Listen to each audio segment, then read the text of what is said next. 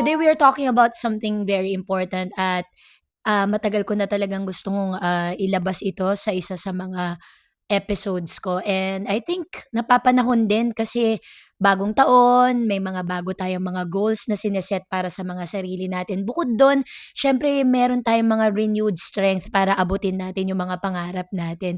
Pero paano ba mangarap ang isang taong para bang sa kanya lahat nakadepende, ang lahat-lahat para sa kanyang pamilya?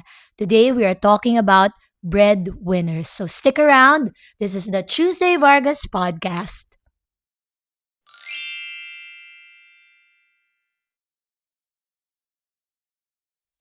Magandang araw sa lahat ng ating mga tagapakinig at tagapanood. If you're new here, my name is Tuesday Vargas. I'm an actress, host, and a performer here in the Philippines. And I started my podcast very recently. And I talk about everyday topics. I talk about things that are important to Philippine society and Philippine culture. And if you are interested in the topics I discuss, please do hit the subscribe button so that you can get notified every time I bring out new content. And also like this episode kung mapupulutan niyo po ito ng aral at ng substance.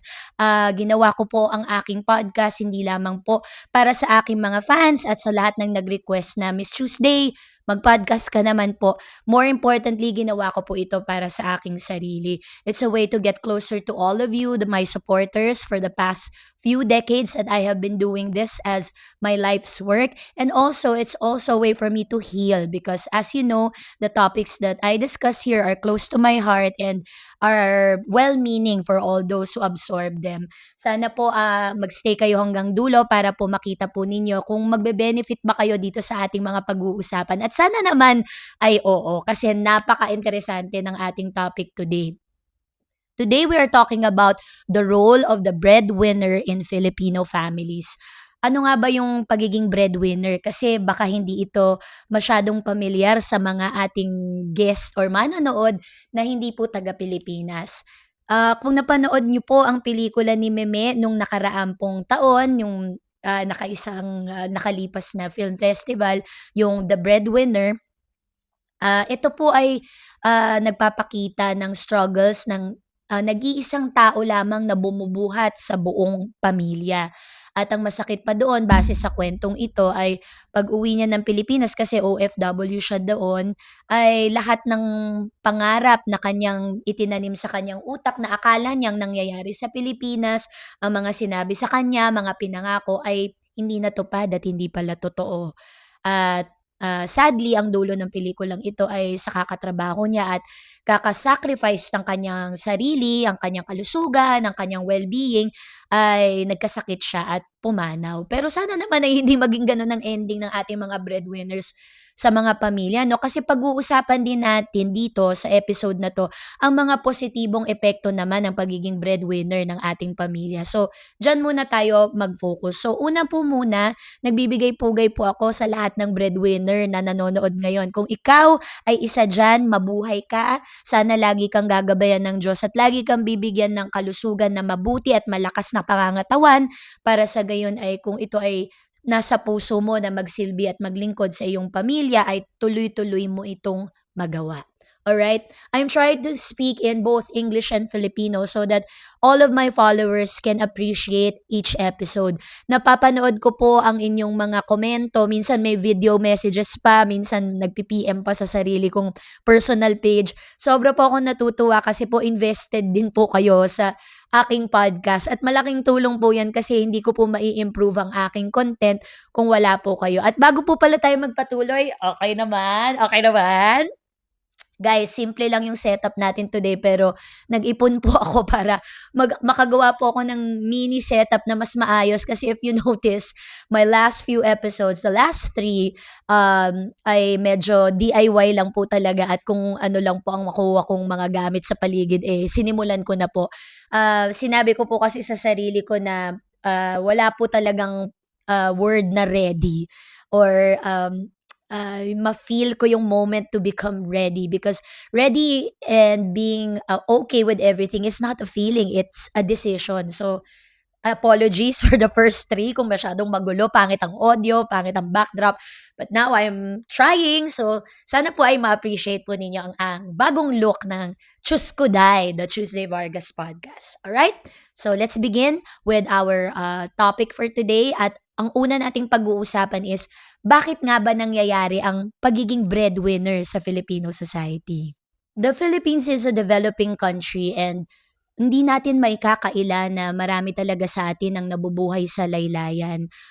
Nung tinayo ko po ang aking negosyo at nag-i-interview po ako ng mga aplikante para maging coordinator kasi wedding po ang aking business.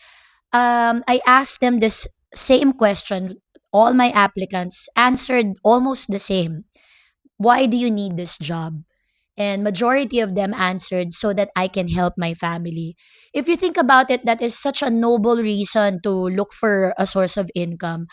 But when I ask them to elaborate or be more specific on what they mean by that, almost always it arrives at the same set of answers. Kaya ako nagtatrabaho kasi kailangan ako ng nanay at tatay ko, wala na kaming ibang pagkukunan. Ako ang panganay ng pamilya namin at ako na lang ang maaasahan. Or puwede rin nilang sabihin sa akin, minsan na-encounter ko rin ito na ang dami naming magkakapatid kaya huminto muna ako, pinost ko ang aking pangarap para po tulungan yung mga nakababata kong kapatid nang sa gayon naman ay lahat kami sabay-sabay kaming umangat.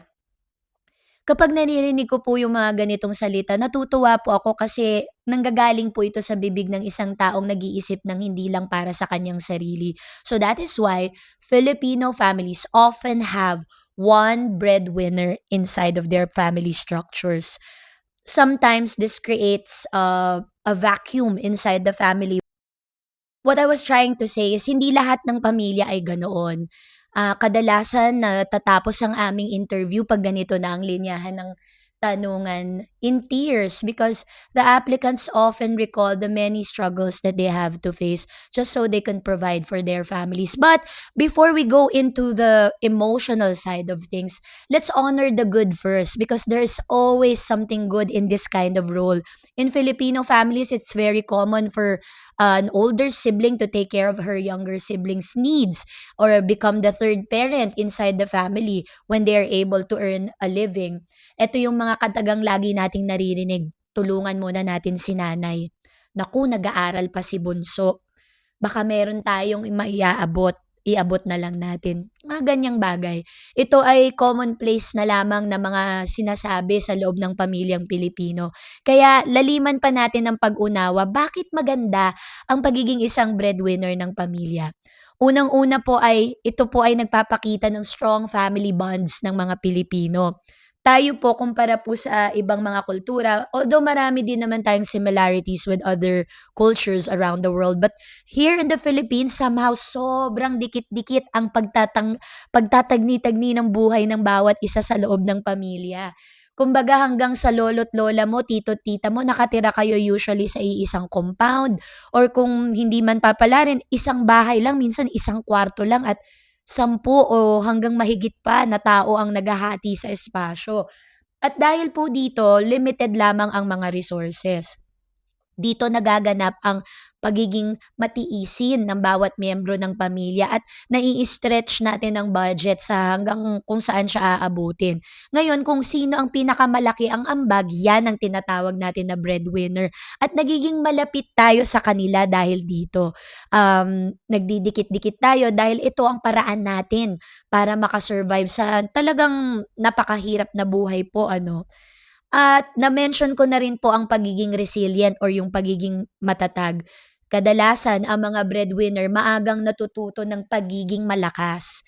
Ito po yung kakayanin po nila na sa isang tabi muna ang kanilang mga sariling pangangailangan, ang kanilang mga sariling pangarap dahil meron silang mas malaking pangarap para sa buo nilang pamilya or mas pangkalahatan ang kanilang pag-iisip. So nagiging galing sila sa isang sitwasyon na hindi masyadong kaaya-aya o kapuri-puri, pero ginagawan nila ito ng positibong anggulo at dahil dito, nasusubok sila't napapanday ng mga suliranin ng buhay kaya kadalasan panganay ang kumukuha ng role ng breadwinner dahil ang panganay kagaya ko, tayo po yung nakakaranas ng pinakamahirap na laban ng buhay ng mga magulang natin dahil tayo ang unang anak. So, tayo din ang lumalaking pinakamatatag sa loob ng ating mga pamilya. Ang isa pang magandang epekto ng pagiging breadwinner ay yung social mobility for the family. Dahil po sa tagumpay ng iisang miyembro ng pamilya, nagkakaroon po ng paraan para ang buong kamag-anakan ay umangat. Ibig niyo pong sabihin ay um, kahit isa lamang po ang nagsisimula na magsikap at magkaroon ng maayos na pagkakakitaan dahil sa kanyang pagod at sakripisyo, natutulungan niya ang iba pa niyang mga relatives, lalong-lalo na yung mga nakababata niyang kapatid na makapagtapos ng pag-aaral, and therefore dumadami po ang mga income generators ng pamilya at lumalakas po ang ating tsansa na makalabas sa kahirapan. In many ways, the Filipino breadwinner is the quiet hero of the Filipino family. Pero yung hero na yan, natatanong ba natin kung kamusta na kaya siya? Okay pa ba siya? Kaya niya pa ba?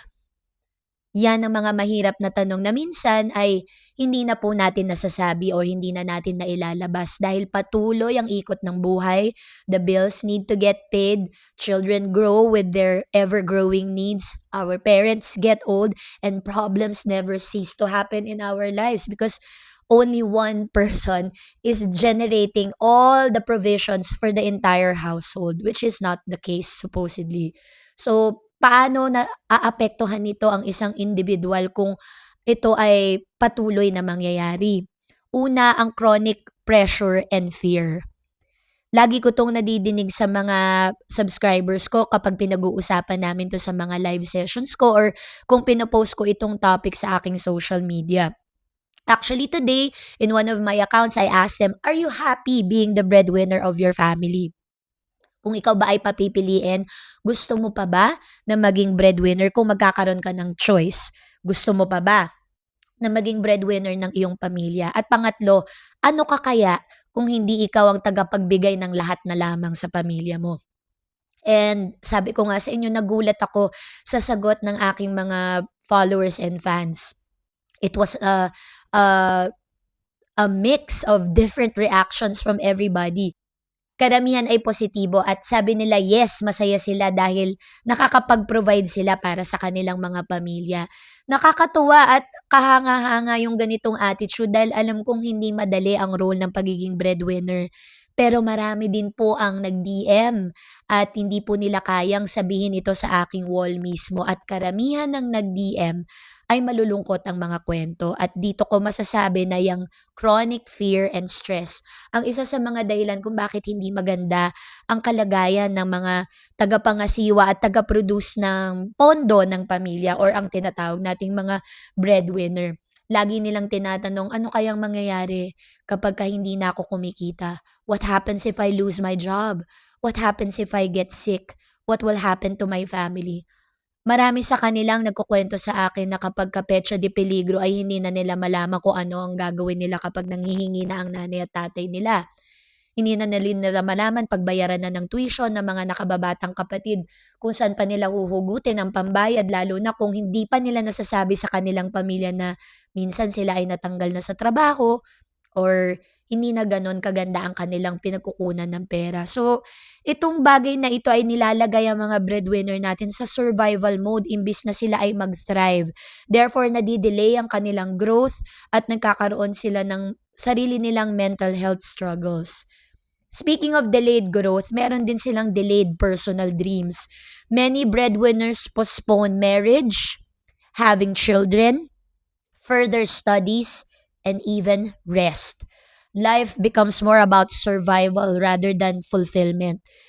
So, yung mga ganitong tao ay nagkaka-develop ng kaunting resentment na tinatago nila sa kaloob-looban ng kanilang mga damdamin na in time, ayaw naman nating maipon at sumabog na lamang at hindi natin alam kung anong mangyayari. Na-remember ninyo yung Missing Bride na kamakailan ay naging sobrang putok sa balita tas after 19 days ay nahanap na lamang siya sa isang probinsya. at sinabi niya na hindi niya alam kung ano nangyari basta naglakad lang daw siya ng naglakad. Ngunit sa patuloy na pag-eksamin ng ating kapulisan ay nalaman nila na ang babaeng ito ay nakaka-experience pala ng pressure dahil sa sakit ng kanyang magulang at gano'n na rin sa problemang pinansyal na na dala ng kanyang pagiging breadwinner ng pamilya or pag-provide sa kanyang pamilya. So ito ay mga bagay na hindi pinapansin ng mismong breadwinner. Kumbaga nasa surface lang siya pero pilit na pinupush at sinusurpress pa ilalim. And in time, that is not healthy because that will produce, aside from resentment, deep-seated mental health struggles that will eventually take its toll on the person's overall health and well-being. Another thing is nagkakaroon din po ng emotional isolation ng mga breadwinner. The breadwinner is expected to be strong so they don't complain or is not expected to complain. They just need to give, give, and give. They don't ask for help or they have difficulty admitting that they need help. And over time, they feel alone even within the family structure. So I would like to pause the content of my podcast by saying that if you are somebody who is experiencing something like this, there's a helpline that I will put in the description box of this episode that you can call if you have mental health struggles or if you're contemplating anything that will harm your well being. Please do seek out help. Call that number so that you can talk to somebody that will be able to assist you in that matter. Ano po ba ang long-term effects of a one-income Filipino household? Kasi akala po natin sa loob lang po ng pamilya natatapos ang problemang ito, kung problema man po itong matatawag. Sa ekonomiya ng bansa, households relying on one income are more financially fragile, yung mga ganyang bansa. Ibig sabihin nga naman kapag ka ang one income family na ito at yung kumikita ay may naganap sa kanya, sira na po ang buong economic structure ng pamilya. Any disruption like illness, layoffs, inflation creates an immediate crisis. This limits savings, investments, and even entrepreneurship. And on a national scale, it slows economic mobility and consumer stability. In short, one income dependence keep families one emergency away from poverty. Ito po yung sinasabi nating the Filipino family is one sickness away from poverty, which is very, very true.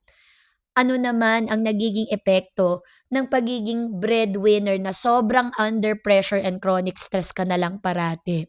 Long-term breadwinning often leads to burnout, anxiety, guilt when resting, and identity loss. Ibig sabihin, if I stop providing, I make it my identity, then who am I if I do that? If I don't do that anymore?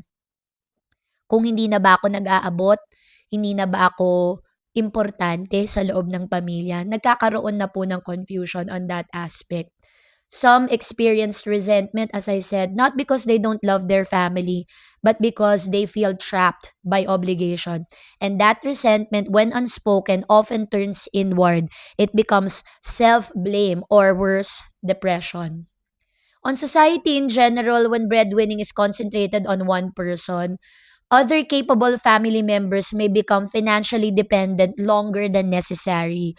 Sometimes nagkakaroon po tayo ng adult siblings that are very capable. They are also educated like the person who is earning. But since there is somebody providing for the family, they don't have that urgency or that need to uh, uh, put their own money's worth into the conversation, to contribute into the family's resources because ate or kuya is already doing that job. Nagkakaroon po ng pagiging kampante ang ilang miyembro ng pamilya at minsan pang-aabuso na po na yan na tinatawag. Gender roles become rigid as well, especially on eldest sons and daughters. So, porket panganay ka, ikaw ang unang nakapagtapos, ikaw na ngayon na magte-take over sa mga roles na dating hawak ng nanay at tatay mo. Emotional labor also becomes unequal. Sometimes you don't only take over the role of being the provider financially, but you also become the shock absorber of the family's problems. And the cycle repeats in the next generation if this is not corrected. We normalize sacrifice. We don't normalize sustainability. So, paano ba makaka-cope ang ating mga breadwinners? So, if you're a breadwinner listening to this, this part is made for you. So, I wrote this script mainly because, and this episode in general, I empathize with the plight of the breadwinners whose families do not appreciate them or do not even ask them how they are, or they're in that situation wherein all their sacrifices, all their hard work go unnoticed. One thing I could tell you is you have to redefine responsibility. Yes, you are responsible for support, but not to carry everyone else alone. Helping does not mean sacrificing yourself entirely. You start with making honest conversations with your family. Have that difficult conversations. You talk about shared financial goals. Paano ba tayo maghahati-hati bilang pamilya? You talk about timelines. Hanggang kailan ko ba to gagawin? And contributions within the family. Kasi po, hindi lang naman po pera ang kailangang paghatian sa loob ng pamilya. Pati mga responsibilidad. Halimbawa, kung si ate ang kumikita, pwedeng si bunso ang tagalinis muna ng bahay pag uwi niya ng eskwela, hahati siya sa chores. Pwedeng yung gitnang kapatid ang taga-tutor kay bunso para hindi nagagastos bumili ng other educational materials o mag-hire ng tutor. So you see, there's so many roles within the family that can be shared, not just the financial responsibility. So once that talk happens, I think all of that confusion will be cleared. The longer you wait for those conversations to happen, the deeper the pain will be, and that resentment will become larger and larger until such time that the breadwinner will eventually show signs of that burnout I was talking about. Please have that talk with your family if you're having difficulty, because silence helps no one. I also suggest that you build multiple streams of income slowly but not all at once. Start small. Skills, side work, investments, learning. This isn't greed, this is protection. So, aside from your regular work as a breadwinner, when you do your side hustle, that side hustle income can be your money, your pleasure money, so that from time to time, you can pull away from your responsibilities and become your own person. Enjoy the fruits of your labor and become joyful in all of the sacrifices that you made despite the hard work that comes with it. Allow yourself to rest without guilt. This is very, very important. Ang pahinga ay kasama po sa programa. Rest is not laziness. Rest is maintenance. You cannot pour from an empty cup, sabi nga po nila. Kahit gaano mo kamahal ang pamilya mo, kung pinapabayaan mo na rin naman ang sarili mo, wala ring mangyayari. Remember, your worth is not just within what is written in your paycheck. You are valuable even when you are tired, even when you say no, even when you choose yourself. To all Filipino breadwinners, you are strong. I admire you, but you are also human. Your love for your family is clear, and we thank you, we salute you for showing that. That is very evident. But your life matters too. Ang tunay na tagumpay ay hindi lang mailalagay sa pagbibigay sa pamilya, kundi ang makabuo ng pamilyang sabay-sabay umaangat, hindi lamang po isa ang napapagod.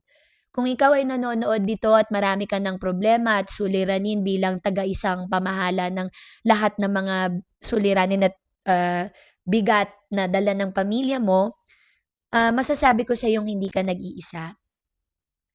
Marami tayo, we can build a community, we can build a support system. So, my last suggestion would be for you to find an advocate, to find somebody that will listen, like a trusted friend, so that you have somebody that will rally for you when you cannot yourself. Do it for yourself, if that makes sense.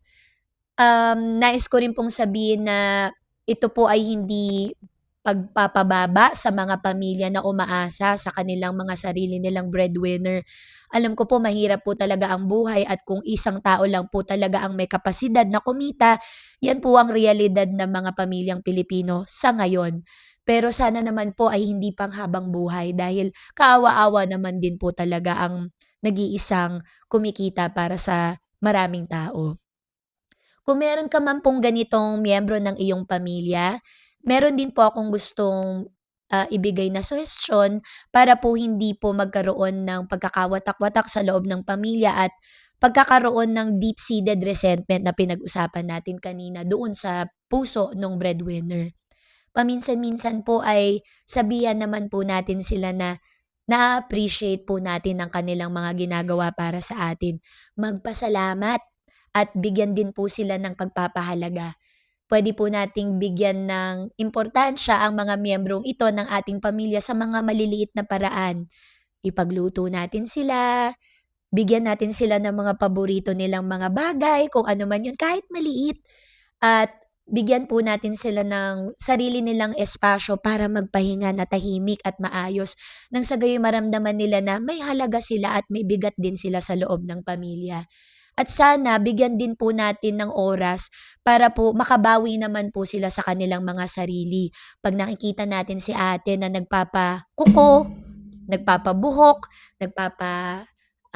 bili ng mga bagay na para sa sarili niya kagaya ng makeup at damit, hayaan lang po natin si ate dahil itong mga maliliit na kaligayahan na ito maaaring ito lamang ang nakakapagpatawid sa kanya sa araw-araw. In general, we all have roles inside our own families. Rich or poor, each one of us need to take that specific role so that each family will work. And in the end, communication is always the key. Honest and always coming from a place of love.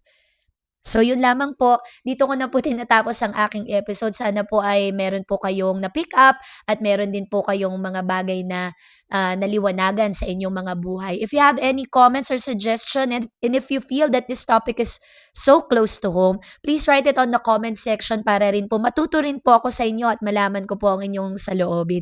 Hanggang sa susunod, ito po ulit si Tuesday Vargas. Sana po ay magkita-kita po tayo lagi sa episode ng aking napaka bongga, yes, na podcast. Ito po ang Diyos ko Day! The Tuesday Vargas Podcast. Maraming salamat. God bless you guys. Be kind to one another. Thank you.